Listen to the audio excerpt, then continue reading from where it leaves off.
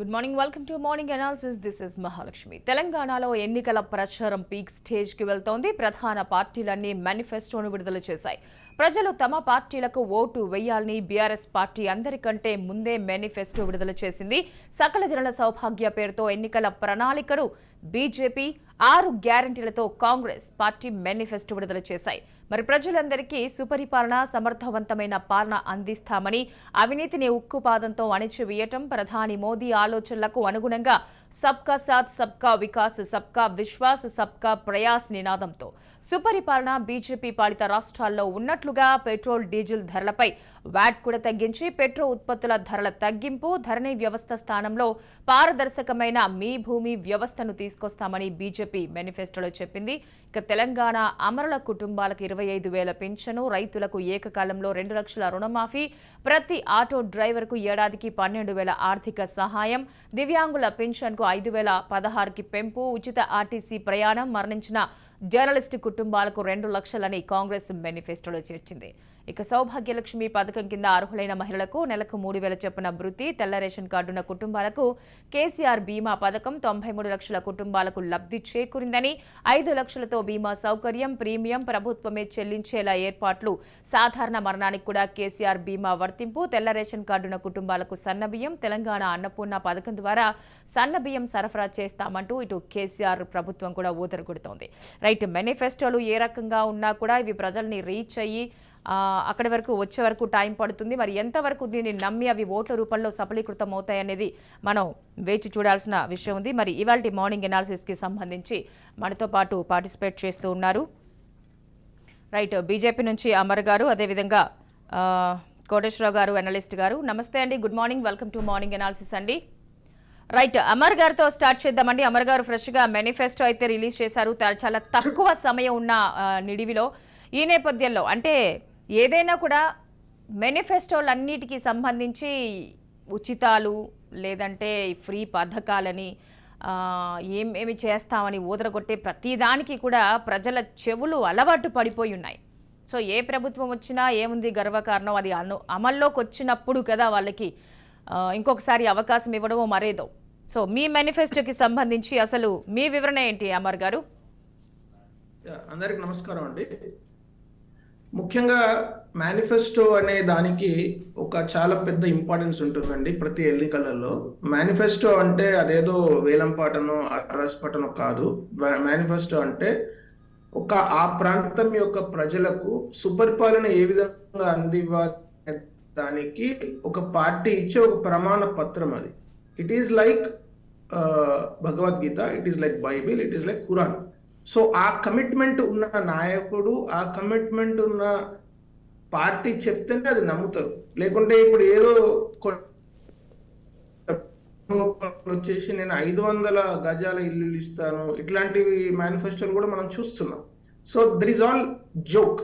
So వాళ్ళు అసాయికి తీసుకొచ్చే పరిస్థితి చేస్తున్నారు. కీపింగ్ దట్ అసైడ్, మేజర్గా భారతీయ జనతా పార్టీ తెలంగాణలో అధికారంలోకి రాబోతున్న పార్టీ కాబట్టి చాలా పద్ధతి ప్రకారంగా సిస్టమేటిక్గా వేరే రాష్ట్రాలలో ఉండే, అంటే మేము దాదాపు 21 రాష్ట్రాలను పరిపాలించిన అనుభవము, 18 రాష్ట్రాలలో ప్రజెంట్ గవర్నమెంట్లో ఉన్న అనుభవంతో క్రోడీకరించి ఒక్కొక్క రాష్ట్రంలో ఉన్న బెస్ట్ ప్రాక్టీసెస్ అన్నిటిని తీసుకొచ్చి ఇక్కడ సుపరిపాలన, రేపు డబులింగ్ సర్కార్ మాది వస్తున్నది కాబట్టి ఇక్కడ సుపరిపాలన ఏ విధంగా అందించాలి,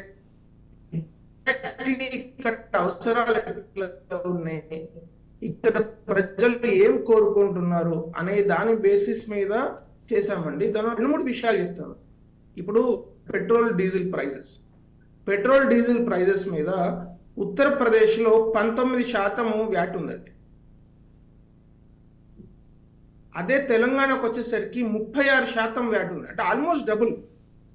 సో ఇప్పుడు దాన్ని తగ్గించడం అనేది ఇమ్మీడియట్ గా చేయగలిగే విషయం, రైట్? సో అదొకటి మేము చెప్పాము. రెండోది, తెల్ల రేషన్ కార్డుల సంఖ్య పెంచుతామని చెప్పాము. ఇప్పుడు కాంగ్రెస్ కానీ బీఆర్ఎస్ కానీ మేము సన్నబియ్యం ఇస్తాము అని చెప్తున్నారు తప్పితే తెల్ల రేషన్ కార్డుల సంఖ్య పెంచుతామని చెప్పట్లేదు. వాళ్ళు ఎందుకు చెప్పట్లేదు? ఎందుకంటే వాళ్ళకు చేత కాదు, వాళ్ళకు చేత కాదు. వాళ్ళు దాన్ని టచ్ చేస్తే అదేదో పెద్ద షాక్ కొడుతుంది అనే ఒక భయంతో ఈరోజు తెల్ల రేషన్ కార్డులు అనుభవించే వాళ్ళ సంఖ్య, పేదవాళ్ళ సంఖ్య మీరు చూసినట్టయితే చాలా డబ్బులున్న వాళ్ళకు తెల్ల రేషన్ కార్డులు ఉంటున్నాయి. అసలు పేదవాళ్లకు ఎవరైతే నిజంగా దాని లబ్ధి పొందానో, నిజంగా ఎవరికైతే బియ్యం అవసరం ఉన్నదో, లేకుంటే ఇంకోటి అవసరం ఉందో వాళ్ళకి ఈరోజు లేదు. ఈ 12 సంవత్సరాల్లో లాస్ట్ ఇచ్చింది ఎప్పుడు? 2013లో కొత్త రేషన్ కార్డు ఇచ్చారంటే, అప్పుడు కాంగ్రెస్ గవర్నమెంట్ ఉన్నప్పుడు. ఇప్పటి వరకు ఒక్క తెల్ల రేషన్ కార్డు కూడా ఎక్స్ట్రా ఇవ్వలేదు.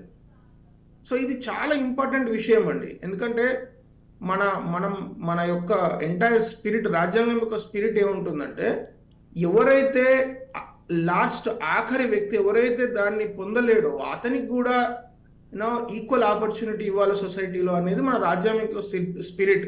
అట్లాగే భారతీయ జనతా పార్టీ సిద్ధాంతం కూడా అంత్యోదయ, అంటే ఆఖరి వరుసలో ఉన్న ఆఖరి వ్యక్తికి కూడా ఫలాలు అందాలి.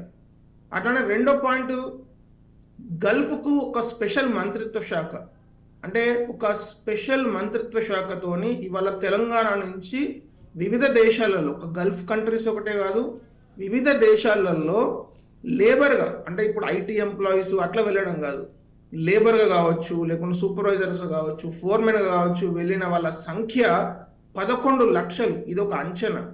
ఈ 11 లక్షల మంది వివిధ దేశాలలో చాలా కష్టాలు అనుభవిస్తూ ఉంటారు.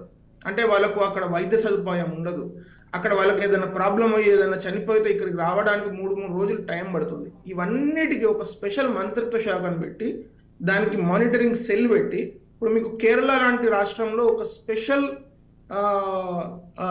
స్పెషల్ పోర్టల్ ఉంటుంది. మీరు కావాలంటే చూడొచ్చు. యాక్చువల్లీ మీరు వెళ్ళి నార్త్స్ అనే ఒక పోర్టల్ ఉంటుంది, మీరు ఇంటర్నెట్లో కొడితే వచ్చేస్తుంది. అది గల్ఫ్ దేశాలలో వెరిఫైడ్ జాబ్స్.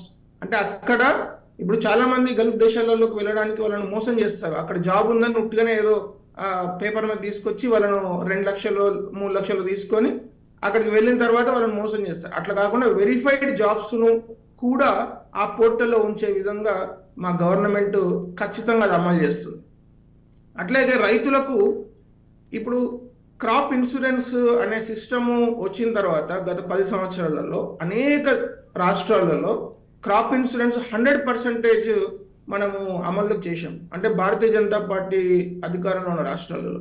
అదే తెలంగాణకు వచ్చేసరికి జీరో. ఇక్కడ ఏదైనా ప్రాబ్లం, ప్రకృతి వైపత్యం వచ్చిందనుకోండి, వర్షాలు ఎక్కువ పడ్డాయి అనుకోండి, అంటే అనుకోని టైంలో, ఇప్పుడు నవంబర్ డిసెంబర్ లాంటి టైంలో ఒక 2 గట్టి వర్షాలు పడ్డాయి అనుకోండి, చాలా పంట నష్టం అవుతుంది. దాన్ని మెజర్ చేయడానికి పారామీటర్స్ కూడా లేవు గవర్నమెంట్ దగ్గర. మీరు అంటే నమ్ముతారు, మీరు ఒక్కసారి వెరిఫై చేస్తే కనీసం ఏ ఊర్లో ఎంత పంట నష్టమైందని వెరిఫై చేయడానికి పారామీటర్స్ ఉంటాయి కదా. అంటే ఎన్ని ఎకరాలు, లేకుండా ఎంత నష్టము, మొత్తం నష్టమా, సగం నష్టమా, ఇంత ఇట్లా వెరిఫై చేయడానికి పారామీటర్స్ కూడా లేని ఒక దారుణమైన పరిస్థితులలో ఈ గవర్నమెంట్ వ్యవస్థ నడుస్తున్నది. అట్లాగే సెల్ఫ్ హెల్ప్ గ్రూప్స్కు రుణాలు, మనం పావల వడ్డీ అంటాం చూడండి, దాన్ని ఇంకా తగ్గించి సంవత్సరానికి 1% అంటే 100 రూపాయల మీద సంవత్సరానికి 1 రూపాయి, అట్లాంటి దాన్ని సెల్ఫ్ హెల్ప్ గ్రూప్స్ ఇవాళ తెలంగాణలో దాదాపు 60 లక్షల మంది సెల్ఫ్ హెల్ప్ గ్రూప్స్ లో మెంబర్స్ ఉన్నారు. 65 లక్షల మంది ఈ సెల్ఫ్ హెల్ప్ గ్రూప్స్ లో ఎవరైతే మెంబర్స్ ఉన్నారో 65 lakh పీపుల్, వీళ్ళందరికీ లాభం చేకూర్చే విధంగా దాని యొక్క లిమిట్ ను పెంచడం. అంటే ఇప్పటి వరకు 5 lakhs ఉన్నది, అది 10 lakhs పెంచడము. అట్లాగే వాళ్ళకు 1% రుణం ఇవ్వడం. ఎందుకంటే మీరు ఎవరినైనా వెరిఫై చేస్తే కనుక్కుంటే తెలంగాణలో ఇప్పుడు సెల్ఫ్ హెల్ప్ గ్రూప్స్ మీద ఉన్న ఇంట్రెస్ట్, అవుట్ స్టాండింగ్ ఇంట్రెస్ట్ 14,800 కోట్ల రూపాయలు అవుట్ స్టాండింగ్ ఇంట్రెస్ట్ ఉంది. ఇదంతా ఎవరు తీర్చాలి? వాళ్ళే తీర్చుకోవాలి. ఇప్పుడు వాళ్ళు ఎప్పటికప్పుడు తీరుస్తేనేమో వాళ్ళ మీద ఇంత బర్డన్ లేకుండా, ఇప్పుడు ఒక పెద్ద బర్డన్, ఒక పెద్ద గుదిబండలాగా ఉంటుంది. 14,800 కోట్ల రూపాయల ఇంట్రెస్ట్ ఉంది. ఇప్పుడు దాన్ని మొత్తం వేవ్ ఆఫ్ చేయడమా, లేకుంటే రేపు రాబోయే రోజుల్లో దాన్ని ఏ విధంగా చేయాలనేది వచ్చే గవర్నమెంట్ మీద అదొక పెద్ద టాస్క్, ఛాలెంజ్. రైట్ అమర్ గారు, ఇంకొక ఇంపార్టెంట్ పాయింట్ చెప్పి నేను క్లోజ్ చేస్తానండి. ఎందుకంటే ఇవన్నీ యూనిక్ పాయింట్స్, ఇది ప్రజలకు తెలవడం అవసరం. మీరు కూడా అన్నారు కదా ఎట్లా తీసుకెళ్తారని, మీరు నాకు అవకాశం. సింగరేణి కార్మికులు, మీరు మొత్తం సింగరేణి బెల్ట్ సింగరేణి కార్మికులకు ఈ ఇన్కమ్ ట్యాక్స్ తగ్గించాలి లేకుంటే వేవ్ ఆఫ్ చేయాలని ఎన్నో సంవత్సరాలుగా వాళ్ళు పోరాడుతున్నారు. మీరు ఏ సింగరేణి వ్యక్తిని, ఏ సింగరేణి ఎంప్లాయీని అడిగినా కూడా వాళ్ళు అదే చెప్తారు. సో అది ఒక గొప్ప విషయం. సింగరేణి కార్మికులందరికీ income tax reimbursement wave of చేయడం అయితే యాక్ట్ ఉంటుంది కదా, central board of direct taxes, వాళ్ళు ఒప్పుకోరు. సో మనం గవర్నమెంట్ వచ్చిన తర్వాత ఏం చేస్తాము, ఇప్పుడు పలానా అమర్నాథ్ అనే వ్యక్తి సంవత్సరానికి ఒక ₹1,00,000 ఇన్కమ్ ట్యాక్స్ కడుతున్నాడు అంటే, సపోజ్ 10,000 కడుతున్నాడు అంటే ఈ ₹10,000 స్టేట్ గవర్నమెంట్ రీంబర్స్ చేసేస్తుంది. ఆ విధంగా వాళ్ళకు ఇన్కమ్ ట్యాక్స్ లో ఒక సహకారం అందించడము గత అనేక సంవత్సరాలుగా వాళ్ళకున్న ఒక పెద్ద డిమాండ్. సో దయచేసి ఈ పాయింట్లు అంటే ఇవన్నీ యూనిక్ పాయింట్స్. ఇది ఒక సుపరిపాలన అంటే గుడ్ గవర్నెన్స్ ఏ విధంగా తెలంగాణ తీసుకోవచ్చో దానికి ఒక నిర్దిష్టమైన ప్రణాళిక. అంతేగాని వాళ్ళకు 10,000 ఇస్తా అంటే వీళ్ళు 12,000 ఇస్తా అనడము, ఇంకోళ్ళు 2,500 ఇస్తా అంటే వీళ్ళు 3,000 ఇస్తా అనడము, దిస్ ఈజ్ ఆల్ ట్రాష్. అసలు మీరు ఎట్లా గుర్తిస్తారు నిరుద్యోగి? తెలంగాణలో నిరుద్యోగిని ఏ విధంగా గుర్తిస్తారో చెప్పండి. రైట్ అమర్ గారు, సూపర్. అంటే మేనిఫెస్టోకి సంబంధించి టెక్నికల్ గా మనం వర్డ్స్ యూజ్ చేసి అంటే ఒక ఎడ్యుకేటెడ్ పీపుల్కి అర్థం అయ్యేలాగా చాలా సూపర్గా చెప్పారు. బట్ ఎంతవరకు కామన్ పీపుల్కి రీచ్ అవుతుందనేది చూద్దాం. ఒకసారి మనం కోటేశ్వర గారితో కూడా మాట్లాడదాం. కోటేశ్వర గారు చెప్పండి, అన్ని పార్టీల మేనిఫెస్టోస్ తీసుకుంటే గనక ది బెటర్గా ఏది ప్రజలకి రీచ్ అయ్యేలాగా ఉందని మీ ఒపీనియన్? ఇప్పుడు ఏ పార్టీ మీరే అన్నారు, ఏ చరిత్ర చూసినా ఏమున్నది గర్వకారణం అన్నట్టుగా ఏ పార్టీ మేనిఫెస్టో చూసినప్పటికీ ఇంక్లూడింగ్ బీజేపీ, ఎందుకంటే ఉచితాలు ఇవ్వద్దు, లేకపోతే ఉచితాలు ఇస్తే రాష్ట్రాలు దివాళా తీస్తాయి, ఇలాంటి కబుర్లు చెప్పినటువంటి బీజేపీ కూడా ఇవాళ రాష్ట్రాల్లో ఉచితాలకు సంబంధించినటువంటి వాగ్దానాలు చేస్తూ ఉంటాయి. బహుశా వాళ్ళు అమిత్ షా గారి జుమ్లా పాలసీని అమలు చేస్తున్నట్టుగా అనిపిస్తూ ఉంది. ఎందుకంటే లేటెస్ట్ గా వచ్చినటువంటిది బీజేపీ మేనిఫెస్టో కనుక దాని గురించి నేను కొన్ని ముక్కలు చెప్పదలుచుకున్నాను. కేంద్రంలో ఉన్నటువంటి ప్రభుత్వము కనీస మద్దతు ధర నిర్ణయిస్తుంది ధాన్యానికి, అదేవిధంగా ఇతర అనేక పంటలకి. మరి ఆ కేంద్ర ప్రభుత్వము ఇప్పుడు నిర్ణయించినటువంటి ధర ధాన్యానికి ₹2,100, ఇంకొక మెరుగైన ధాన్యానికి ఇంకొక ₹100, అదనంగా ₹2,200. మరి బీజేపీ ₹3,100 ఇస్తామని చెప్పేసి తెలంగాణలో చెప్పింది. అది మిగతా రాష్ట్రాల రైతులకు ఇవ్వాల్సినటువంటి అవసరం లేదా అధికారంలో ఉన్నటువంటి రాష్ట్రాలు ఎందుకు ఇవ్వట్లేదు, లేదా దాన్ని కేంద్ర ప్రభుత్వం ఎందుకు ప్రకటించలేదు అనేటువంటి ప్రశ్న సహజంగానే తలెత్తుతుంది ఇక్కడ. అలాగే మన బీజేపీ మిత్రుడు తెలంగాణలో పెట్రోల్ డీజిల్ వ్యాట్ ఎక్కువగా ఉంది అని చెప్పారు. ఎస్, ఎక్కువగా ఉన్నమాట వాస్తవం.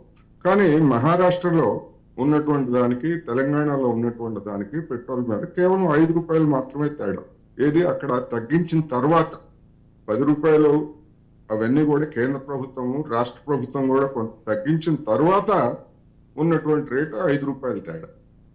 అదే విధంగా కేంద్ర ప్రభుత్వం ఏమో ₹10గా ఉన్నటువంటి సెస్సుల్ని ₹30, ₹32 పెంచింది. దాన్ని ఎందుకు తగ్గిస్తే మొత్తం అన్ని రాష్ట్రాల్లో కామన్ గా ఉంటుంది కదా, దాన్ని ఎందుకు తగ్గించాలనేటువంటి ప్రశ్న. అదేవిధంగా అనేక విషయాలు చూసేట్లయితే అది ఈ ఎంఎస్పికి సంబంధించినటువంటి పెద్ద ప్రశ్న ఏంటంటే, రైతులు ఏడాది పాటు ఉద్యమించిన తర్వాత మేము కనీస మద్దతు ధరకి సంబంధించినటువంటి చట్టబద్ధతని పరిశీలించేందుకు ఒక కమిటీని వేస్తామని చెప్పారు. ఎక్కడ నరేంద్ర మోడీ గారి నోట కానీ లేదా అమిత్ షా గారి నోట కానీ ఆ కమిటీ ఏమైంది, ఆ కమిటీ అసలు ఎన్నిసార్లు సమావేశం అయింది, అది ఏ దశలో ఉంది అనేటువంటి మాట ఎక్కడన్నా ఈ ఎన్నికల సందర్భంగా తెలంగాణకు చెప్పారా? మేము ₹3,100 ఇస్తామని చెప్పడం తప్ప అసలు ఎంఎస్పీ అనేటువంటి సమస్యని ఏం చేస్తున్నారనేటువంటి లేదు. అదేవిధంగా పసుపు బోర్డు, ఇదో పెద్ద ప్రశ్న. అసలు పసుపుకి కనీస మద్దతు ధరే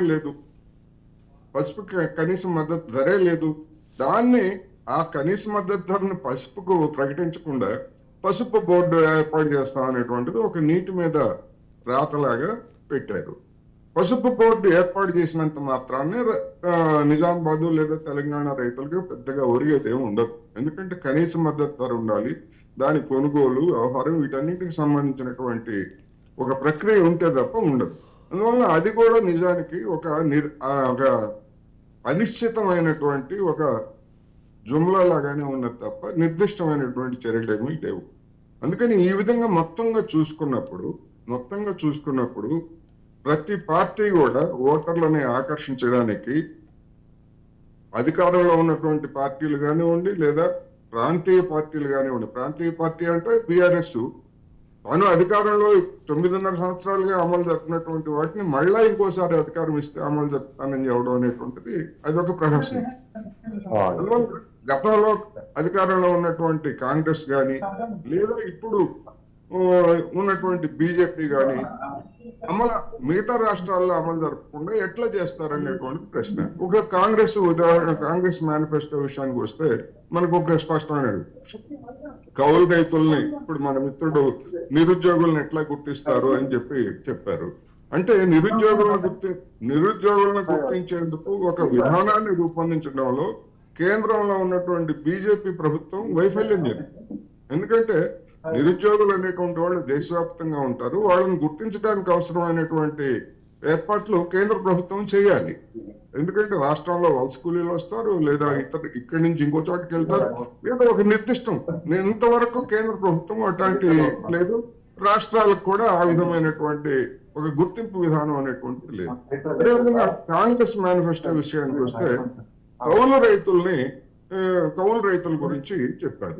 అసలు కౌలు రైతుల గురించి గతంలో అధికారంలో ఉన్నటువంటి ప్రభుత్వము భూ సంస్కరణ అమలు జరిపినప్పుడు లేదా కాస్తో కూస్తో ప్రభుత్వ భూములు లేకపోతే చెరువు భూములు ఇట్లాంటివన్నీ కూడా పేదలకు ఇచ్చినప్పుడు దానికి సంబంధించినటువంటి యాజమాన్య హక్కుని ఇవ్వకుండా కేవలం డీకేటీ పట్టాలు లేదా తాత్కాలికమైనటువంటి అనుభవ పట్టాలు మాత్రమే ఇచ్చిన కారణంగా ఇవాళ ధరణి పోర్టల్లో అటువంటి రైతులందరూ కూడా తీవ్రమైనటువంటి ఇబ్బందులు పడుతున్నారు. ఎందుకంటే ఆ విధమైనటువంటి గుర్తింపు గతంలో ఇవ్వలేదు. ఇప్పుడు నిర్దిష్టమైనటువంటిది ఏంటి, ఎట్లా గుర్తిస్తారు అనేటువంటిది ఎక్కడ లేదు.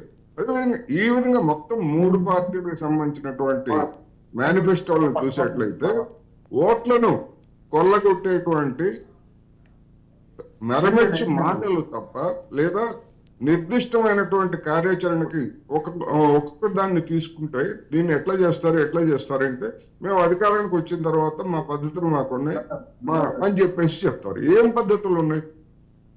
వీళ్ళేవి కూడా అధికారంలో లేని వాళ్ళు కాదు, లేకపోతే మరీ తెలియనటువంటి వాళ్ళు కాదు. అందువలన ఈ మేనిఫెస్టోలు అనేటువంటివి జనాన్ని అది ఎంటర్టైన్మెంట్ గా ఉన్నాయి తప్ప ఈ మేనిఫెస్టోలను జనం ఎంత మేరకు పట్టించుకుంటున్నారంటే చాలా పరిమితమే అనేటువంటిది నా అభిప్రాయం. ప్రభుత్వం మీద ఉన్నటువంటి వ్యతిరేకత లేదా పార్టీల మీద ఉన్నటువంటి అసంతృప్తితోటి ఏదో ఒక పార్టీకి వేసి ఉన్నంతలో ఏదో ఒకటి అంటే 4 దొంగలు ఉంటే ఉన్నంతలో ఒక మంచి దొంగ అనేటువంటి పద్ధతుల్లో జనం ఎంచుకుంటున్నారు. రెండోది, అన్నింటికంటే ఈ ఎన్నికల్లో ప్రధానమైనటువంటిది ఏంటంటే ఎన్నికల మేనిఫెస్టోల సంగతి తర్వాత ముందు మాకు మనీ ఎంత ఇస్తారో చెప్పండి ఓటు అని చెప్పేసి జనం ఈసారి మరింతగా అన్ని పార్టీలను కూడా డిమాండ్ చేస్తున్నటువంటి తీరు నిజానికి విచారకరం, ఆందోళనకరం. రైట్ కోటేశ్వరరావు గారు, ధరల నియంత్రణకి సంబంధించి మనం ఇంకొక క్వశ్చన్ నేను మిమ్మల్ని అడుగుతాను. మనకి మార్నింగ్ అనాలిసిస్ లో భాస్కర్ గారు కూడా జాయిన్ అయ్యారు బీఆర్ఎస్ నుంచి. గుడ్ మార్నింగ్ అండి భాస్కర్ గారు, మీ ఫోన్ ఒకసారి టర్న్ చేయరా? Okay, right. గుడ్ మార్నింగ్ అండి. Good morning. రైట్ భాస్కర్ గారు, మేనిఫెస్టోలకి సంబంధించిన అనాలిసిస్ అయితే జరుగుతోంది. అందరికంటే ముందుగా అభ్యర్థుల్ని ప్రకటించడంలోనూ ముందున్నారు. మేనిఫెస్టోని చెప్పడంలో కూడా కొంత లేట్ అయినా కూడా పర్వాలేదంటే కాంగ్రెస్ తర్వాత మీరు ఇది చేసినా కూడా ఎంతవరకు మీ మేనిఫెస్టో ప్రజల్లో ఒక పాజిటివ్ తీర్పు వస్తుందని మీరు ఎక్స్పెక్ట్ చేస్తున్నారు? ఎందుకంటే ఇప్పటి వరకు మీరు ఏం చెప్పారో అవే మళ్ళీ చెప్తున్నారు. తెల్ల రేషన్ కార్డు ఉన్న వాళ్ళకి సన్నబియ్యం ఇస్తామని, ఇంకోసారి తెలంగాణ ఉద్యమాన్ని ప్రజల్లో మళ్ళీ గుర్తు చేసే విధంగా ముందుకు వెళ్తూనే ఉంది ప్రచారం.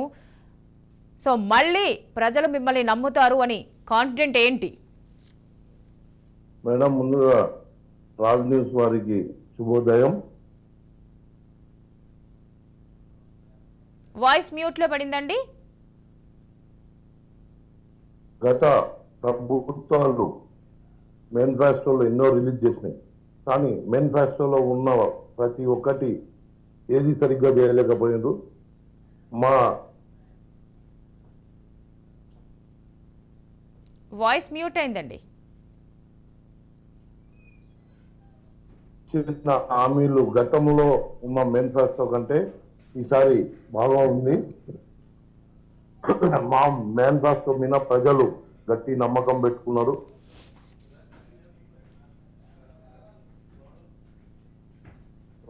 కాంగ్రెస్ పార్టీకి సంబంధించిన మేనిఫెస్టో కంటే మీ మేనిఫెస్టో బాగుంది. కేసీఆర్ గారు ఏ మాట అయితే చెప్తారో ఆ మాట మీద నిలబడతారు. మీ ప్రభుత్వానికే ఓటేయడానికి రెడీగా ఉన్నారు జనాలు. ఏ మాట చెప్తే ఆ మాట మీద నిలబడతారని గట్టిగా విశ్వాసంతో ఉన్నారండి ప్రజలు. ఇప్పటి వరకు మీరు అధికారులకు వచ్చే ముందు ఏవైతే ఇచ్చారో అవన్నీ కూడా కంప్లీట్ చేసినట్టేనా? మీ అంతరాత్మ సాక్షిగా చెప్పండి. అంటే పార్టీలో మనుగడ సాగించడం కాకుండా.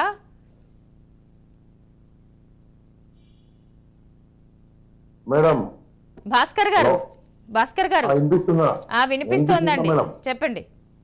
ఏం లేదు మేడం, ఖచ్చితంగా ఈ రోజు కేసీఆర్ గారు గతంలో ఏదైతే మాట ఇచ్చిందో మేనిఫెస్టోలో, ఆ మేనిఫెస్టోలో ఉన్నాయి ప్రతి ఒక్కటి తీసుకున్నాం. ఒక నిరుద్యోగ గారు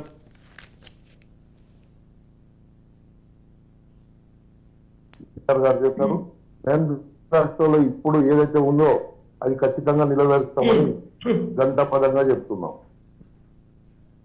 భాస్కర్ గారు, అంటే మీరు ఏవైతే ఇంతకు ముందు ప్రకటించినవి ఇప్పుడు మేనిఫెస్టోకి సంబంధించి వదిలేయండి, గత హయాంలో అంటే లాస్ట్ ఇయర్ నుంచి మీరు ఇచ్చిన ఏవైతే చెప్పి అధికారంలోకి వచ్చారో నీళ్లు నిధులు నియామకాలు కానీ లేకపోతే మరేదైనా విషయానికి సంబంధించి కానీ గత సంవత్సరం మీరు ఇచ్చిన మేనిఫెస్టోలో అన్ని కూడా కంప్లీట్ చేశారా?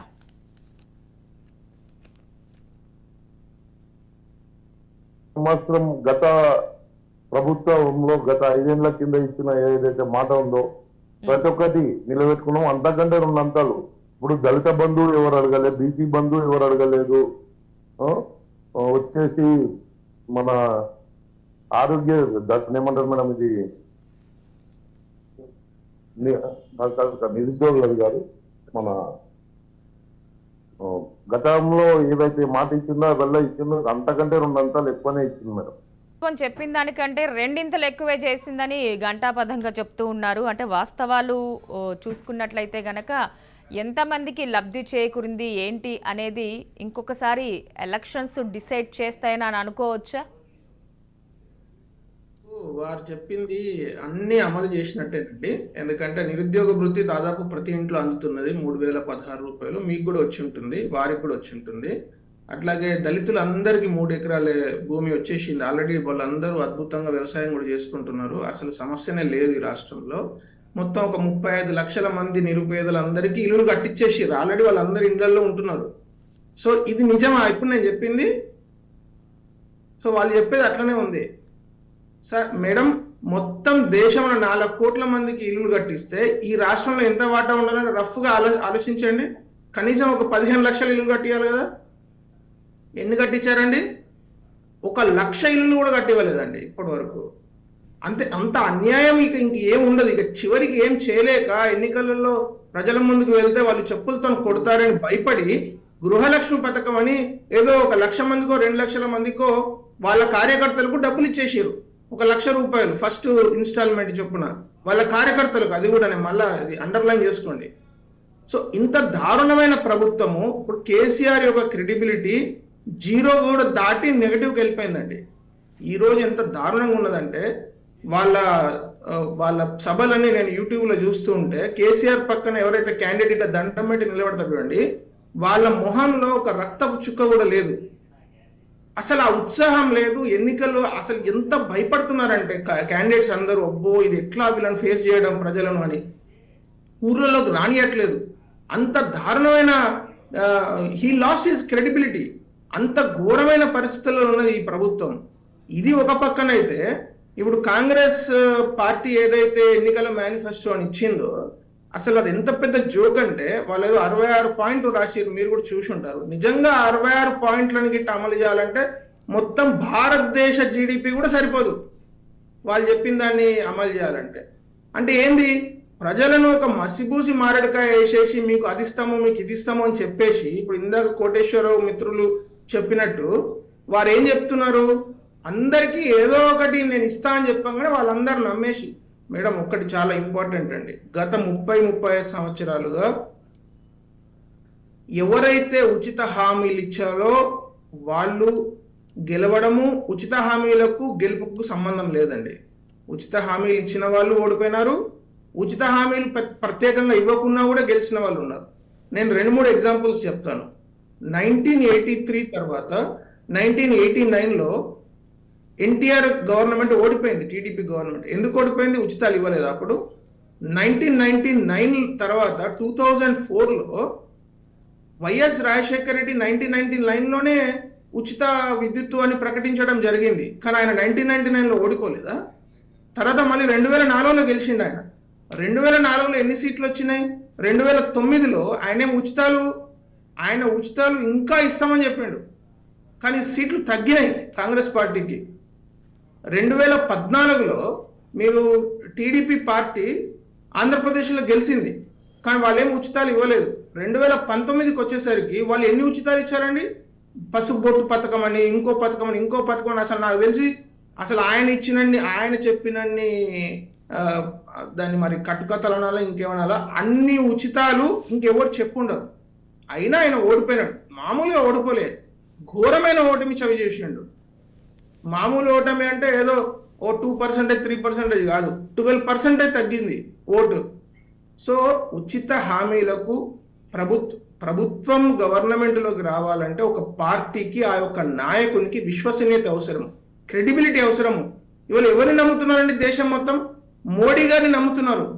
మోడీ అనే వ్యక్తి ఒక మాట చెప్పిండంటే అది గ్యారెంటీ. ఇవాళ మన మాదిగ సోదరుల కోసము ఎస్సీ వర్గీకరణ అంశాన్ని మోడీ గారు ఒక ఛాలెంజ్గా తీసుకున్నారు. ఆయన ఇంత పెద్ద సభలో హైదరాబాద్కు వచ్చి ఆయన మా కమిట్మెంట్ను, మా సిద్ధాంతం యొక్క కమిట్మెంట్ను ఆయన అప్రిషియేట్ చేసి, ఎస్ కృష్ణమాదిగ నా తమ్ముడు, మీరు చెప్పేదానిలో న్యాయం ఉన్నది, 100% ఇది మేము చేసి తీరుతామని చెప్పిండు ఆయన. ఇది ఎస్సీ వర్గీకరణ ఎన్ని రోజుల అంశం అండి? ఇది 30 సంవత్సరాల నుంచి నలుగుతున్న అంశం. అది ఈ రోజు బీసీ సీఎం అనేది ఎన్ని సంవత్సరాల కలనండి? 75 సంవత్సరాలుగా తెలంగాణలో కానీ ఆంధ్రప్రదేశ్లో కానీ 52% ఉన్న బీసీ సోదరులకు ఒక రిప్రజెంటేటివ్ ఉండడాన్ని, ఇది తప్ప రైట? ఒక సొసైటీగా మనం గర్వించదగ్గ విషయమా ఇది? ఒక సమాజంగా ఇది గర్వంగా చెప్పుకునే విషయమా? అలాంటి కళను ఈరోజు బీఆర్ఎస్ పార్టీ కానీ కాంగ్రెస్ పార్టీ కానీ చెప్పగలుగుతుందా? బీసీ సీఎం చేస్తా అని ఒక్కలని చెప్పమానండి, కనీసం ఒక కార్యకర్తను చెప్పమానండి. వాళ్ళ లీడర్లకు ఎట్లా క్రెడిబిలిటీ లేదు, చెప్పలేరు. వాళ్ళకు మొహం లేదు. వాళ్ళకి తెలుసు ఈ పార్టీ అధికారంలోకి వస్తే గిన సీఎం అవుతాడు, ఈ పార్టీ అధికారంలో గిన సీఎం అవుతాడు. చెప్పలేరు వాళ్ళ ఆ పార్టీలలో ఉన్న బీసీ మిత్రులే చాలా సిగ్గుపడుతూ చెప్పలేకపోతున్నారు. ఇంత దారుణమైన పరిస్థితి. ఎందుకంటే ఇదంతా ఎలక్షనీరింగ్ అంటే ఏదో డబ్బులు పెట్టి ఓట్లను కొనాలి, తర్వాత ప్రజలందరూ ఏదో బిచ్చగాళ్ళలాగా ఉన్నారు అనే ఒక భావనలో ఈ పార్టీలు ప్రజలను ఇంకా ఇంకా ఇంకా ఇన్సల్ట్ చేస్తున్నారు. ప్రజలు అట్లా లేరండి, యాదించుకోండి. ఇది ఉచిత హామీలు ఇవ్వంగానే ఏదో ఇట్లా ఉరికిపోయి తప్పది. ప్రజలు చాలా చాలా చైతన్యవంతంగా ఉన్నారు. ఆ లీడర్ పైన క్రెడిబిలిటీ ఉంటేనే, అతను చెప్పిన విషయం చేస్తాడనే నమ్మకం ఉంటేనే వస్తున్నారు. ఒక్క మాట చెప్పి నేను కంక్లూడ్ చేస్తాను. బీజేపీ అధికారంలో ఉన్న చోట వ్యాట్ తగ్గేదని చెప్పారని తప్పది. మహారాష్ట్రలో 35% నుంచి 25%కు తీసుకొచ్చారు. ఉత్తరప్రదేశ్లో 30% ఉన్న వ్యాట్ 19.3%. నేను ముందు ఓపెనింగ్ సెంటెన్స్ లో నా విషయం చెప్పిన, వారికి తెలియదేమో, just I'm trying to correct him. So wherever ఎక్కడైతే వ్యాట్ను తగ్గించామో అక్కడ సబ్స్టాన్షియల్ గా పెట్రోల్ మీద ధర తగ్గింది. కావాలంటే he can verify that fact. నేను ఆఖరి మాట చెప్తానండి, భారతీయ జనతా పార్టీ నరేంద్ర మోడీ గారి నేతృత్వంలో ఈ రోజు తీసుకొచ్చిన ఒక్క విషయం, ఒక్కొక్క మాట మా కమిట్మెంట్. అది మా కమిట్మెంట్ అంటే ఏదో ఊదరగొట్టే కమిట్మెంట్ కాదు, మా సిద్ధాంతం యొక్క మూలాలలోకి కనెక్ట్ అయ్యే విషయం అది. సో మేము ఒక ఓటు వచ్చిన రోజు కూడా మా సిద్ధాంతాన్ని వదిలిపెట్టలేదు. 21 రాష్ట్రాల్లో అధికారంలో ఉన్నప్పుడు కూడా సిద్ధాంతాన్ని వదిలిపెట్టలేదు. సో మా సిద్ధాంతం కనెక్ట్ అయ్యే ప్రతి విషయాన్ని ఈరోజు మేము చెప్పడం జరిగింది. తెలంగాణ రాష్ట్రంలో ఏ విషయాలు చేస్తాము, ఏ విషయాలు చేయబోతున్నాము అనేది పక్కా ఒక నిర్దిష్టంగా చెప్పడం జరిగింది. ఇంక్లూడింగ్ నేను మీకు కొన్ని ఎగ్జాంపుల్స్ చెప్తాను, మీరు చూసుండకపోవచ్చు. నిజాం పరిపాలన తర్వాత ఏదైతే చాలా దౌర్భాగ్యమైన పరిస్థితులలో ఉన్నాయో అలాంటి వాళ్ళందరికీ కూడా ఇప్పుడు ఫర్ ఎగ్జాంపుల్ 60 సంవత్సరాలు పైబడిన భక్తులందరికీ కాశీ, అయోధ్యతో పాటు మన తిరుమల అండ్ భద్రాచలంకు కూడా ఫ్రీ ప్రయాణంకు కావాల్సిన సహకారం అందిస్తాం. సో ఇలాంటి విషయాలు ఈరోజు చాలా రెజొనేట్ అవుతున్నాయి. కొత్త రేషన్ కార్డులు ఇస్తామనేది చాలా రెజొనేట్ అవుతున్నాయి. మీరు దాన్ని చాలా చాలా ఎక్కువ మీరు క్వశ్చన్ అడగాలి. ఎందుకంటే రేషన్ కార్డుల సమస్య ఈరోజు చాలా ఘోరమైన సమస్యనండి. పేరు ఎప్పుడు చెప్పుకోవడానికి 76 లక్షలు ఉన్నాయి, కానీ నిజమైన పేదలకు అంటే ఈ 10 సంవత్సరాలలో 12 సంవత్సరాలలో ఎవరైతే కొత్తగా సంసారాలు స్టార్ట్ చేశారో, కొత్త ఫ్యామిలీస్ వచ్చినాయో వాళ్ళందరూ ఎవరైతే పేదవాళ్ళు ఉన్నారో వాళ్ళకు కొత్త రేషన్ కార్డులు ఎవరిస్తారండి? చంద్రమండలం నుంచి ఊడిపడతాయా అది? లేకుంటే వర్షాకాలం రాగానే వర్షంలో వస్తాయా రేషన్ కార్డులు? ఈ ప్రభుత్వం ఇవ్వాలండి. ప్రభుత్వం చేతగాక ఒక్క రేషన్ కార్డు కూడా ఇవ్వలేక కాంగ్రెస్ ప్రభుత్వం ఏం చెప్తుంది? ఉన్న వాళ్ళకు మేము సన్నబియ్యం ఇస్తాం, కానీ కొత్త రేషన్ ఏదైనా ఒక గవర్నమెంట్ అంటే కమిట్మెంట్ అండి. ప్రభుత్వం అనేది ఖచ్చితంగా ఈ సమస్యను సాల్వ్ చేస్తా. ఎందుకంటే ఇట్స్ నాట్ మ్యాథమెటిక్స్. 40% ఓట్లతో గెలుస్తాం, ప్రాబ్లం లేదు, కానీ 100% ప్రజలను గవర్నమెంట్ ఇవ్వాలి. పరిపాలన 100% ప్రజలకు చేయాలి, 40% ప్రజలకు చేయలేము. అది అర్థం చేసుకోకుండా ఈ పార్టీలు మొన్న ఒక ఎమ్మెల్యే క్యాండిడేట్ ఎగ్జిస్టింగ్ ఎమ్మెల్యే ఏం చెప్తారంటే, ఒక వీడియో నేను చూస్తుంటే ఏం చెప్తారంటే, మా కార్యకర్తలకు మా వాళ్ళకి మేము ఇల్లు ఇస్తాం బై, లేకుంటే ఎవడన్నా అట్లా కట్టుకుంటే మనం ఊలగొడతాం. ఇది ఆయన వీడియో ముఖంగా చెప్తున్నాడు. పక్క కార్యకర్త అట్లా చెప్పొద్దు సార్ అంటే నాకేం భయం లేదని చెప్తున్నాడు ఆయన. అంటే అంత నిర్లజ్జతోని ఎస్ మేము 40% ఓట్లతో గెలుస్తాం, కానీ 40% మా వ్యక్తులకే మేము పరిపాలన అందిస్తాం, 100%తో సంబంధం లేదు అనుకునే ఒక దౌర్భాగ్యమైన సిద్ధాంతాలు, దౌర్భాగ్యమైన ఆలోచనలతోని ఈ గవర్నమెంట్ ఉన్నది. దాన్ని ఖచ్చితంగా ఖండించాలి. 100% మందికి పరిపాలన అందించాలి, ఏ గవర్నమెంట్ వచ్చినా, ఏ పార్టీ వచ్చినా. అమర్ గారు ఆ 100% పాజిటివిటీ బీజేపీకి ఉందని మీ స్ట్రాంగ్ ఫీలింగ్, మీ నమ్మకమా? 100% ఎందుకంటే పార్టీ పరంగా మీరు ఎవరు గుర్తించట్లేదు. ఒక ఇంట్లో ఉన్నప్పుడు ఇంటి కుటుంబ సభ్యుల్ని అందరినీ మనం సాటిస్ఫై చేయలేరు, ఒక ఫాదర్ గాని మదర్ గాని. అలాంటిది దేశంలో ప్రజలు విభిన్న ఆలోచనలతో, విభిన్న సంస్కృతులతో ఉంటారు. అట్ ద సేమ్ టైం బీజేపీకి ఉన్న ఒక మచ్చ ఇప్పుడున్నది ఏంటంటే మతతత్వ రాజకీయాలు ప్రోత్సహిస్తుంది అనేది. ఆ విషయాలు కూడా మీరు ఏదో ఒక విధంగా మేనిఫెస్టోలో ఎక్కడో దగ్గర చెప్తున్నారు. సో ఇది ఎంతవరకు మీకు నెగిటివ్ ఇది తీసుకురాదని మీరు అనుకుంటున్నారు? కంప్లీట్గా అసలు మీరు మైనార్టీలకే వ్యతిరేకం అనే ఒక వాదన అయితే కంప్లీట్గా హైదరాబాద్లో కనబడుతోంది. హైదరాబాద్ అనేది ఇప్పుడు ఏంటంటే సర్వమత సమ్మేళనం, ఇక్కడ ఎవరూ లేకపోయినా నడవదు ఇక్కడ. సో మీరు దీనికి మీరేమంటారు? మేడం, ఒకే విషయం అర్థం చేసుకోండి, భారతీయ జనతా పార్టీ ఏంది అనేది ఇప్పుడు కొత్తగా మేము మార్చుకోవాల్సిన పని లేదు. 1952 నుంచి ఎప్పుడైతే జనసంఘ పుట్టినప్పటి నుంచి ఈ రోజు వరకు మా సిద్ధాంతం ఒకే విధంగా ఉన్నది. 1980లో పార్టీ పెట్టినప్పుడు మహిళా రిజర్వేషన్ కావాలని మొట్టమొదటి తీర్మానం చేసింది భారతీయ జనతా పార్టీ, తెలుసా? 1980లో విజయరాజ సింధియా గారు అప్పుడు వైస్ ప్రెసిడెంట్ ఉండే పార్టీకి. ఆ రోజు తీర్మానాన్ని ఈ రోజు అమలు చేసినాం మేము. 1950లో ఆర్టికల్ 370 తీసేయాలని మేము చేసామండి. ఈ రోజు చెప్పిన విషయాలు కాదు ఇవన్నీ. మీరు కావాలంటే భారతీయ జనతా పార్టీ చరిత్ర అవుతాం, మేము ఏ రోజు తీర్మానం చేసాం అవన్నీ ఒకటి అమలు చేసుకుంటూ వచ్చాం. ఎస్సీ వర్గీకరణ అంశానికి డే 1 నుంచి మేము మద్దతు తెలిపాం. దీనిలో మతతత్వం ఎక్కడ ఉందండి? మేము ఏం చెప్పాలనుకుంటున్నామో మేము క్లియర్గా ఉన్నాం, మేము చాలా స్పష్టంగా ఉన్నాము. మేము మతతత్వం ఎక్కడ ఉన్నది? మతతత్వం అంటే ఏంది? వేరే మతాలను తగ్గించడం. మతతత్వం అంటే అవమానం చేసడం. ఇప్పుడు మన పిసిసి అధ్యక్షుడు చెప్తున్నాడు కదా, దేవాలయ భూములను అమ్మంట ఆయన మైనారిటీ డిక్లరేషన్ కావాల్సిన ఫండింగ్ చేపిస్తారంట. అది కరెక్టా? దేవాలయ భూములను అమ్మాలి, దేవాలయాలను కొల్లగొట్టాలి, దేవాలయ హుండీలలో వచ్చే పైసలను తీసుకెళ్లి మైనారిటీ సోదరులకు, మైనారిటీ వాళ్లకు పంచిపెట్టాలి. పోనీ దానిలోనైనా పేదవాళ్ళకి ఇస్తున్నారంటే లేదు, వాళ్ళ బ్రదర్స్ ఉంటారు, ఎవరు ఆయన అక్బరుద్దీన్ ఒక ఆయన, అసదుద్దీన్, వాళ్ళకి ఇస్తారు. మీరు వాళ్ళ ఆస్తుల లెక్కలు చూస్తే, ఆడిటింగ్ చేస్తే యూ విల్ బి అంటే I'm ashamed and you will be shocked. మీరు షాక్ అయిపోతారు. వందల వేల కోట్లు కాదండి, లక్షల కోట్లకు చేరిపోయినారు ఆ ఫ్యామిలీ ఆస్తులు. నిజాం కన్నా నిజాం ప్రపంచంలోనే ధనవంతుడు అని చెప్తారు కదా, వీళ్ళు వాళ్ళకన్నా ఎక్కువ మించిపోయినట్టున్నారు. With the help of existing governments, with the help of Congress government, with the help of ఇప్పుడున్న బీఆర్ఎస్ గవర్నమెంట్. రైట్ అమర్ గారు. కోటేశ్వర గారు ఎక్కడ ఉందండి? భారతీయ జనతా పార్టీ ఏ పని చేసినా, ఈరోజు ఈ ఉత్తరప్రదేశ్ మీరు వెళ్ళి చూడండి, అక్కడ ముస్లిమ్స్ కూడా చాలా హ్యాపీగా ఉన్నారు. ఎందుకు?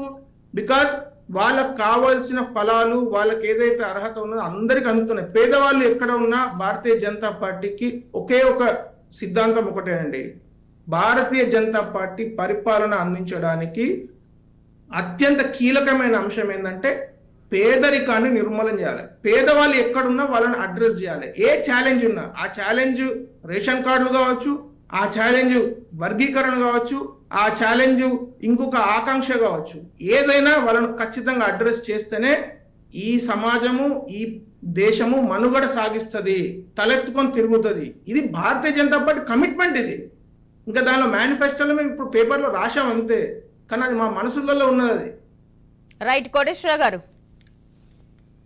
ఇప్పుడు మన బీజేపీ మిత్రుడు మహారాష్ట్రలోను తెలంగాణలోను ఉన్నటువంటి పెట్రోల్ ధరల గురించి నేను ముందే చెప్పాను. అక్కడ భారీగా తగ్గించిన తర్వాత, కేంద్ర ప్రభుత్వము రాష్ట్ర ప్రభుత్వము భారీగా తగ్గించిన తర్వాత మహారాష్ట్రకును తెలంగాణకి ఉన్నటువంటి తేడా పెట్రోల్ మీద కేవలం 5 రూపాయలు మాత్రమే. అప్పుడు 9 రూపాయలు అండి. ప్లీజ్ కాదు, నేను అథెంటిక్ గా చూసి చెప్తున్నాను. 9 రూపీస్. ఇట్ ఈస్ 9 కాదు, 5 రూపీస్ ఓన్లీ. ఇంటర్నెట్ లో కొట్టి చూసిన 5 రూపీస్ ఓన్లీ. నేను చూసి చెప్తున్నాను ఇప్పుడు. 5 రూపీస్ ఓన్లీ. అక్కడ 105 రూపాయలు చిల్లర, ఇక్కడ 109 రూపాయలు చిల్లర. 5 రూపీస్ ఓన్లీ. ఓకే, మీకు కావాలంటే వెరిఫై చేసుకోండి, ఇబ్బంది ఏం లేదు. ఎందుకంటే ఇంటర్నెట్ నేనేం మార్చలేను కదా, నరేంద్ర మోడీ గారి లెక్కలను తారుమారు చేసినట్టుగా. ఒకటి ఏంటంటే యూపీలో యూపీ సంగతి కావాలండి, నేను పర్సెంటేజ్ తీసుకొచ్చినాము. భారీగా తగ్గించుడంటే మహారాష్ట్ర కన్నా కూడా తగ్గించామని చెప్తున్నా నేను. అది మీరు అర్థం చేసుకోండి. యూపీలో తగ్గిస్తే తగ్గించారు. నేను మహారాష్ట్ర గురించి చెప్తున్నా. మహారాష్ట్రలో ఉంది మీరే కదా, ఎందుకు తగ్గించలే? మేం కాదండి, అక్కడ శివసేన సీఎం అక్కడ ఉన్నది. ఎందుకు మీ పార్టీ లేదా అక్కడ?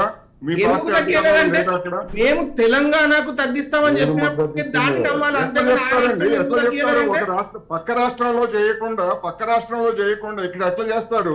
ఉత్తరప్రదేశ్ లో 3,000 ఇచ్చారు. అనుగుణంగా ఆ రాష్ట్రంలో పరిపాలన 3,000 ఉత్తరప్రదేశ్ లో రైతులకి 3,000 రూపాయలు ఇచ్చారా ధాన్యానికి?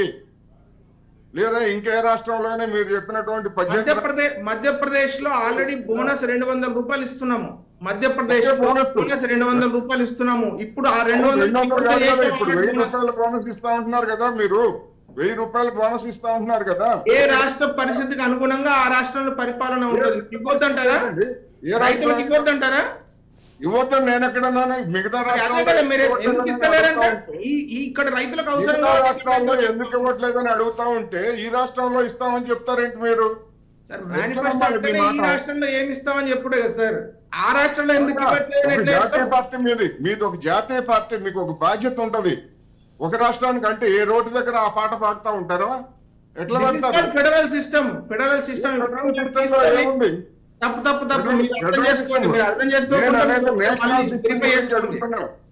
కేంద్ర ప్రభుత్వం ఎందుకు చేయదు అని అడుగుతున్నాను నేను. అది చెప్పకుండా ఏ రాష్ట్రానికి ఆ రాష్ట్రం అంటారేంటి? ఏ రాష్ట్రానికి ఆ రాష్ట్రం అట్లా ఉండదు. రైట్. కోటేశ్వరరావు గారు, అంటే ధరల నియంత్రణకి సంబంధించి ఇప్పుడు కేంద్రంలో రేట్లు పెరిగాయని రాష్ట్రాల్లో రేట్లు పెంచుతూ ఉంటారు. అంటే నాకున్న ఒక జనరల్ డౌట్, ఇప్పుడు ఎప్పుడైతే కేంద్రంలో ఇప్పుడు రేట్లు తగ్గిన తర్వాత రాష్ట్రంలో కొన్ని అమలు కావట్లేదు అనేది ఇప్పుడు బీజేపీ చేస్తున్న కొన్ని ఆరోపణలు మనం చూస్తున్నాం. మేము ఇక్కడ తగ్గించావు కానీ రాష్ట్రంలో మీరు తగ్గించలేదని. అంటే దీనికి సంబంధించి నియంత్రించడానికి కేంద్రం దగ్గర అధికారం ఉండదా? రాష్ట్రాల్లో మేము ఎంత తగ్గించాము? ఎలాంటి అధికారం లేదండి కేంద్ర ప్రభుత్వానికి. ఎలాంటి అధికారం లేదు. అధికారం ఉండేట్లయితే కేంద్ర ప్రభుత్వం ఒక ఆర్డినెన్స్ లేకపోతే పార్లమెంట్ లో చట్టం చేసి ప్రతి రాష్ట్రాల్లోనూ ఇలాగే ఉండాలని చెప్పేసి తీర్మానం చేసేది. అటువంటి అధికారం మన రాజ్యాంగం కేంద్ర ప్రభుత్వానికి ఇవ్వలేదు. వ్యాట్ అనేటువంటిది కొన్ని అంటే జిఎస్టి లో పరిధిలో లేనటువంటి అంశాల మీద ఆయా రాష్ట్ర ప్రభుత్వాలకి అటువంటి అధికారం ఇచ్చింది. ఇది లేదు మేము చెప్పినట్టుగానే మీరు తగ్గించాలంటే ఇప్పుడు జిఎస్టికి ఎట్లాగైతే పరిహారం ఇచ్చారో జిఎస్టీ అంతకుముందు అంటే 2005 సంవత్సరాల క్రితం ఉన్నటువంటి జిఎస్టీకి తర్వాత వచ్చినటువంటి జిఎస్టీకి తగ్గట్లయితే కేంద్ర ప్రభుత్వం పరిహారం ఇస్తా ఉంది. అదేవిధంగా మద్యం మీద కానివ్వండి లేదా పెట్రోల్ డీజిల్ మీద కానివ్వండి ఆయా రాష్ట్రాల్లో ఉన్నటువంటి వ్యాట్ ని తగ్గించాలంటే కేంద్ర ప్రభుత్వం పరిహారం ఇవ్వమనండి. లేదు అసలు దీన్నే జిఎస్టీలో కూడా చేర్చమనండి. ఎవరు వద్దన్నారు? ఏ రాష్ట్రం వద్దన్నది పరిహారం ఇచ్చి చేరిస్తే ఇప్పుడున్నటువంటి దాని మీద? అందువల్ల కేంద్ర ప్రభుత్వానికి అటువంటి అధికారం లేదు, తగ్గించాలనేటువంటి మ్యాండేట్ కూడా ఏం లేదు. ఆయా రాష్ట్రాల్లో ఉన్నటువంటి ఇప్పుడు బీజేపీ మిత్రుడే చెప్తున్నారు కదా, ఆయా రాష్ట్రాల్లో ఉండేటువంటి పరిస్థితిని బట్టి మేము భిన్నమైనటువంటి వాగ్దానాలు చేస్తామని. అదే మరి తెలంగాణకి లేదా ఆంధ్రప్రదేశ్ కి ఇంకో రాష్ట్రానికి కూడా వర్తిస్తుంది కదా వ్యాట్ విషయంలో. మరి దాన్ని విమర్శించాల్సినటువంటి పనే ఉంది నిజానికి తర్కబద్ధంగా ఆలోచించేట్లయితే. రెండోది, బీజేపీ మేనిఫెస్టోలో ఇప్పుడు కాంగ్రెస్ ని లేదా ఇతర పార్టీలని మైనారిటీలను సంతుష్టీకరిస్తారు అని చెప్పేసి వాళ్ళు ఇంతకాలం ప్రచారం చేశారు. ఇప్పుడు బీజేపీ మేనిఫెస్టోలో మెజారిటీ హిందువులను సంతుష్టీకరించేటువంటి దాన్ని మెజారిటీ పెట్టారు. మేము అయోధ్య కాశీ యాత్రలకు మేము ఉచితంగా తీసుకెళ్తామంటే దాని అర్థం ఏంటి? హిందువులను సంతుష్టీకరించేటువంటి ఒక ఓట్ బ్యాంకు తయారు చేసుకునేటువంటి ఒక మతపరమైనటువంటి ఎజెండా అది. మాకు మతానికి ఏమి సంబంధం లేదు, మాది మత పార్టీ కాదంటే ఎట్లా నమ్ముతారు? దేశంలో 50 సంవత్సరాలు హజ్ యాత్రకు ఫ్రీగా పంపించవచ్చు.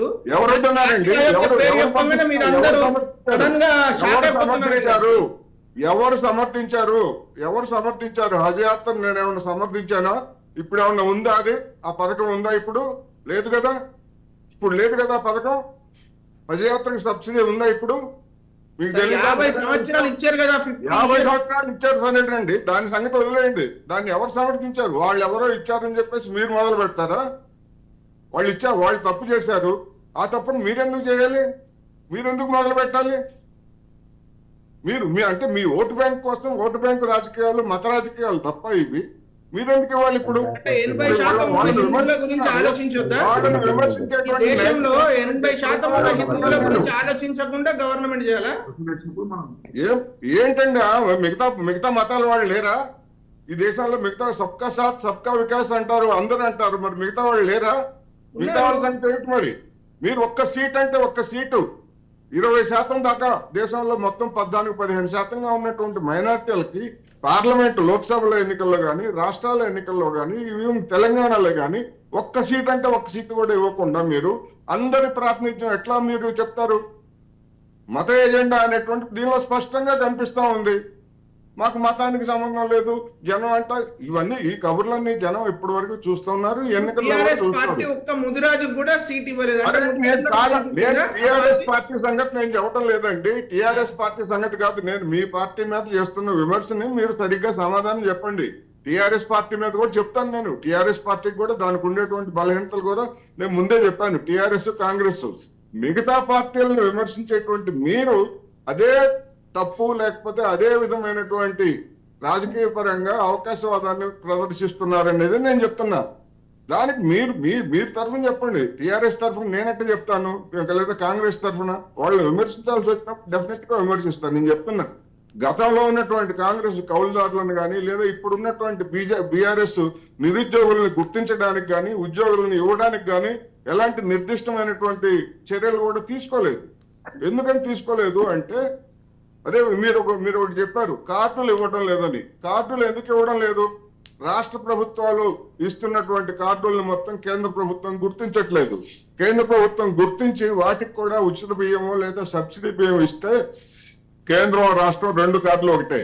కానీ 2 తెలుగు రాష్ట్రాల్లో కేంద్ర జాబితా ఒకటి ఉంటది, రాష్ట్రాల జాబితా ఒకటి ఉంటది. రాష్ట్రాల జాబితాలో ఉన్నటువంటి వాటికి కేంద్ర ప్రభుత్వము వీళ్ళు సబ్సిడీ ఇవ్వాలి తప్ప కేంద్ర ప్రభుత్వం సబ్సిడీ కానీ ఉచితంగానే ఇవ్వదు. ఆ సంగతి చెప్పకుండా మీరు ఇక్కడే వీళ్ళు కార్డులు ఇవ్వట్లేదు ఇవ్వమనండి కేంద్ర ప్రభుత్వాన్ని. కేంద్ర ప్రభుత్వం మార్గదర్శకంలో లెక్కలు ఉన్నాయి కదా, దారిద్రపు లెక్కలు ఉన్నాయి. ఆ ప్రకారం కేంద్ర ప్రభుత్వం వీళ్ళందరికీ ఇవ్వాలి, కార్డులు ఇవ్వాలని చెప్పేసి మ్యాండేట్ ఇవ్వండి. 2011 సోషియో ఎకనామిక్ కాస్ట్ సెన్సస్ ప్రకారమే ఇప్పుడున్న మొత్తం ఫుడ్ కార్డ్స్ అన్ని food security cards 2011 SECC census ప్రకారమే ఇస్తున్నారు. కొత్తగా ఇవన్నీ తెలియకుండా నేను మాట్లాడలేదు. మీకు ముందు తెలుసుకోవాల్సింది ఏంటంటే ఇవన్నీ తెలియకుండా నేను మాట్లాడలేదు. 2 రకాల కార్డులు ఉన్నాయా లేదా చెప్పండి. ఉన్నాయి 100% రాష్ట్రంలో ఉన్నాయి. కేంద్ర ప్రభుత్వం ఇస్తున్నదా, రాష్ట్ర ప్రభుత్వం ఇచ్చినటువంటి వాటికి ఇవ్వట్లేదు. వాళ్ళు అసలు రికమెండేషన్ చేయట్లేదు కదా, వాళ్ళు కేంద్ర ప్రభుత్వం ఇవ్వట్లేదు కనుక ఒకవైపేమో దారిద్ర్యం ఉందని చెప్తారు, ఒకవైపేమో దారిద్ర్యం లేదని చెప్తారు.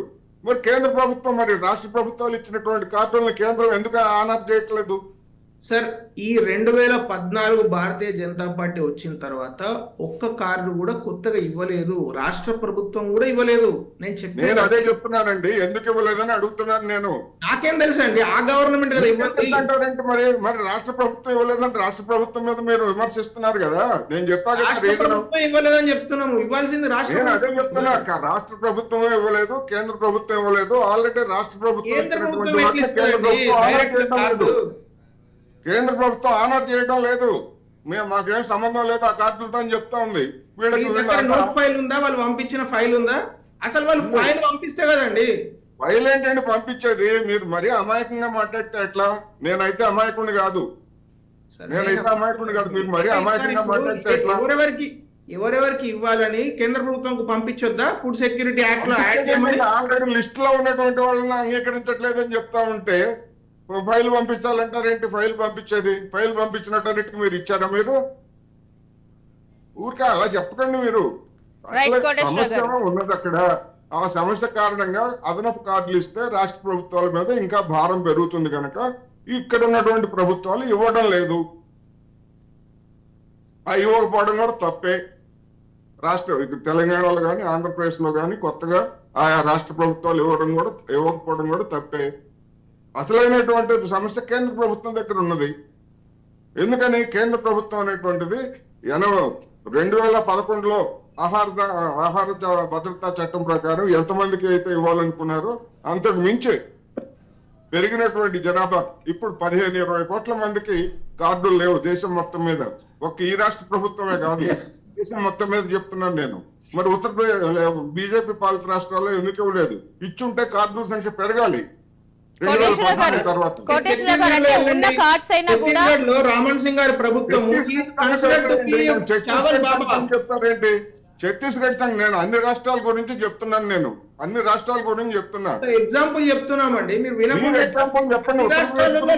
చదువుకుని రాలేను కదా. చెప్పండి, మధ్యప్రదేశ్ గురించి చెప్పండి. మీకు ఎందుకంటే మీరు అధికారంలో ఉన్నారు కనుక మీకు అది క్రెడిబిలిటీ ఉంటది. మీరు అధికారంలో లేని రాష్ట్రాల గురించి చెప్తే మీకు క్రెడిబిలిటీ ఎట్లా ఉంటది? నేను చెప్తున్నాను కదా, ఏ రాష్ట్రం ఇవ్వలేదు, కేంద్ర ప్రభుత్వం కూడా ఇవ్వలేదని. మీరు చెప్తే అది ఫ్యాక్ట్ అవుతుంది. కేంద్ర ప్రభుత్వం ఇచ్చింది. కేంద్ర ప్రభుత్వము డైరెక్ట్ గా రేషన్ కార్డు ఇవ్వదు, రాష్ట్ర ప్రభుత్వాలే రేషన్ కార్డులు ఇస్తాయి. రాష్ట్ర ప్రభుత్వాలు ఛత్తీస్గఢ్ లో భారతీయ జనతా పార్టీ ఉన్నప్పుడు అనేక రాష్ట్రాలలో రేషన్ కార్డుల సంఖ్య పెరిగింది. నేను తెలంగాణలో ఒక్క రేషన్ కార్డు సంఖ్య కూడా పెరగలేదు. నేను తెలుగులో మాట్లాడుతున్నాను. మీకు అర్థమైతే ఓకే, అర్థం కాకపోతే మళ్ళా చెప్తాను. గుర్తించటం లేదు. రాష్ట్ర ప్రభుత్వం ఇచ్చినటువంటి కార్డుల్ని కేంద్ర ప్రభుత్వం గుర్తించడం లేదు. కొన్నింటిని మాత్రమే గుర్తించింది. ఇచ్చేది రాష్ట్ర ప్రభుత్వమే, కాదంట్లా గుర్తించట్లేదని చెప్తున్నాను నేను. మీకు తేడా తెలియకుండా మీరు కేంద్ర ప్రభుత్వం ఇవ్వదంటే నాకు చెప్తే ఎట్లా? మీరు కేంద్ర ప్రభుత్వం వచ్చారు కాబట్టి మీకే చెప్తాం, ఎవరికి చెప్తాం సార్?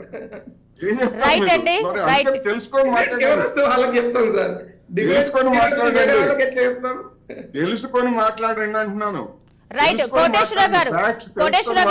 బుకాయిస్తే రాజకీయ పార్టీల నాయకులను బుకాయించినట్టుగా నన్ను బుకాయించొద్దు మీరు, అది చెప్తాను నేను. కోటేశ్వర గారు, ఏదైనా అంటే లెక్కల వరకు మనకి ప్రతిదీ కనిపిస్తుంది కానీ ఆచరణ సాధ్యం అయ్యేవి చాలా తక్కువ అనేది పర్సెంటేజ్ లో చూడొచ్చు. మీరు అన్నట్టుగా ఇప్పుడు కార్డుల విషయానికి వస్తే అర్హులు ఎంతమంది అండి? అర్హులు ఎంతమంది? గడిచినటువంటి 75 సంవత్సరాల్లో కాంగ్రెస్ గాని లేదా బీజేపీ గాని లేదా ఇతర ప్రాంతీయ పార్టీలు గాని ఇలాంటి వాగ్దానాలు మేనిఫెస్టోలు ఎన్నో చేశారు. దారిద్ర్య నిర్మూలన గురించి చెప్పారు, ఇంకోటి నిరుద్యోగ నిర్మూలన చెప్పారు, ధరల పెరుగుదల. ఏ ఒక్కటైనా పరిష్కారం అయిందా? అది పరిష్కారం కానప్పుడు 75 సంవత్సరాలుగా ఈ మేనిఫెస్టోలతో పరిష్కారం కానప్పుడు ఇప్పుడు ఇచ్చేటువంటి మేనిఫెస్టోలతో జనాన్ని బొందుతో కైలాసానికి తీసుకెళ్తాము అంటే ఎట్లా నమ్మాలి? అందుకని ఇవన్నీ కూడా జుమ్లా. 3 పార్టీలు చెప్పేటువంటి మాటలు, చేసేటువంటి వాగ్దానాలు జుమ్లా. అరాకొరగా ప్రతి పార్టీ అరాకొరగా చేస్తుంది. అసలు చేయవని నేను అంటలేదు, అరాకొరగా చేస్తుంది. కానీ అన్నింటినీ చేసేటువంటిదంతా కూడా ఏదో ఒక పేరుతోటి సాకుతో తప్పించుకుంటారు. నిరుద్యోగ వృత్తి ఎందుకు ఇవ్వలేదంటే బీఆర్ఎస్ మా మిత్రులు మాట్లాడరు. నిరుద్యోగులు ఇంతవరకు గుర్తింపు కూడా లేదు కనీసం. రైట్ అండి, ఫైనల్ గా ఏంటంటే జుమ్లా. రైట్ అండి, ఫైనల్ గా భాస్కర్ గారు ఒక్కసారి మీ వెర్షన్ వినిపిస్తారా? మేడం చెప్పండి చెప్పండి, వినిపిస్తుంది, చెప్పండి. ఇప్పుడు కోటేశ్వరరావు గారు అన్నట్టు మేనిఫెస్టోలన్నీ వేస్తానంటే కరెక్ట్ కాదు.